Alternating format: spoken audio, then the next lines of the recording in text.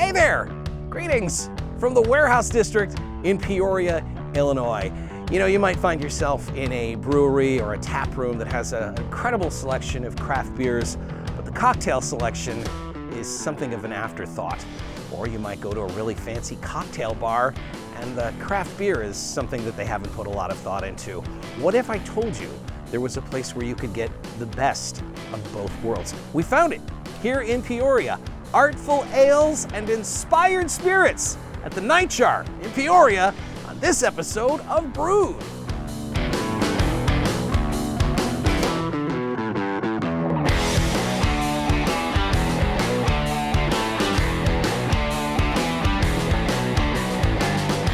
Here we are in downtown Peoria at Nightjar. This is Cassie.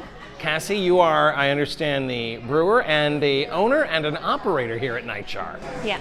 We've talked before. Yeah. You've been at this brewing game for quite some time. It's been a minute or two. A minute or two. So can I ask just real quick about where you've been and what you've done before at Nightjar? Yeah. This new operation that you're in charge of. Absolutely. I started professionally brewing at Hand of Fate down in Petersburg, outside of Springfield. Right on. So I was an assistant brewer there. I helped with some of the labels. They let me pour beer in for them. It seems like all the hats that you wore in Petersburg kind of prepared you for this, because in the short time that we've been here, I think I've seen you do 4 or 5 different people's jobs. Yeah, running a little around bit. doing all kinds of different things. In 2021, I moved to Peoria to Bearded Owl, which is actually the same building. Right, okay. I got a weird sense of deja vu. Yeah. We have been here before. Yeah. This was Bearded Owl. Yes. Okay, so you moved to Peoria, you started working here at Bearded Owl. Yep, and so I was the brewer there until they unfortunately closed at the end of 2023. Okay. And then I met my business partner when she was moving to this area, and she's like, hey, I really like your beer. Do you want to do this project with me? We could have a really cool cocktail bar, hybrid brewery. And I was like, yeah. And so the rest is history. So that's what's so different about this space, Nightjar, is we talk about breweries and then breweries that offer cocktails, and it seems like cocktails are kind of an afterthought at breweries and kind of vice versa. Help me understand the intention of both sides, both phases of what you're doing here. Yeah, absolutely. So usually you have the owner that's passionate about one thing. So in my regard, I'm passionate about beer. I like cocktails, I enjoy gin, but I don't have that background in that same regard. Jessie, my business partner, loves cocktails and the building of that, creating recipes, enjoys beer, but does not have the same capacity to be able to brew it. So we kind of have our passions drive that part of the business. So we have 2 strong programs to make this happen. I think you'd be forgiven for assuming that, well, booze is booze and it's all kind of the same, but it very really different. isn't. Yes. Help me understand what the differences are. So, with our bar, we have a lot of Amaros, which is different liqueurs that kind of play with botanicals. Gin is also made with botanicals, and that's probably our widest selection is gin.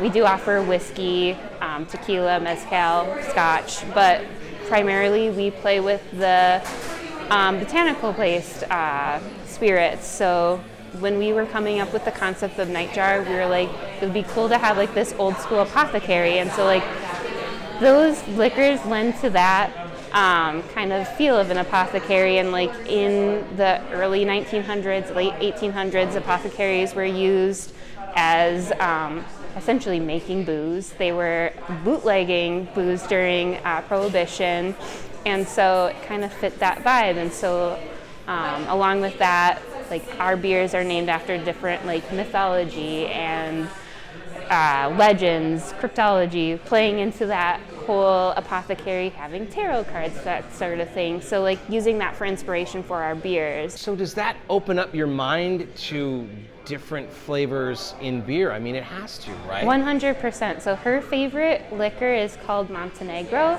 and it's used a bunch of different botanicals. I guess the original guy that created it in the 1800s, don't quote me on the year, but he was like, this is that's gonna make people live forever. And I was like, I want to find those out and put that in a beer.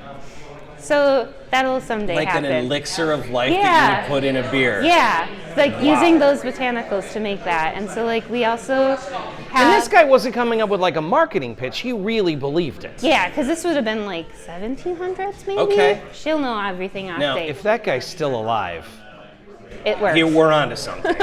Now I get it. The names of the beers. And I notice this as I look at the list. All right, you've got Valkyrie, you've got Siren, Bridget for Saint Bridget, who's Yes. kind of actual saint and mythological Yeah. all rolled It's into a one. legend. She can turn water into beers. She turned water into beer. Technically, I do too. Saint Bridget turned bath water into True. beer. Now that's something I imagine that's frowned upon by various health codes. I am not using bath water. It's very important that we stress We're that. just going to clarify that. So the inspiration that you take from mythology, can I ask about that? So I just thought it was kind of a cool thought process. When I was thinking of like apothecaries, I was just like, what's the vibe from that? And I'm like, spooky and like mythology, and so like that sort of thing. I'm like, well, that's a huge area, so there's a lot of inspiration to use for like a brand. And so we have Fruits of Hesperides, which is off of Greek mythology. So that's Hesperides is Hera's garden that had golden apples, which are actually oranges. Right. Which this is a sweet orange peel and vanilla bean wild ale.